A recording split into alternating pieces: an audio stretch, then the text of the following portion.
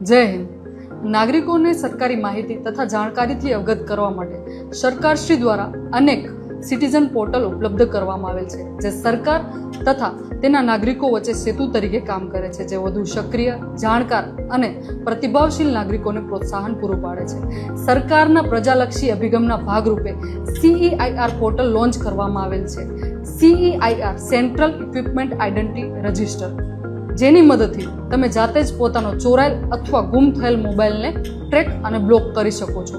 તેના માટે સૌપ્રથમ તમે તમારો મોબાઈલ ગુમ અથવા ચોરી થયેલ છે તેની ફરિયાદ પોલીસ સ્ટેશનમાં નોંધાવો.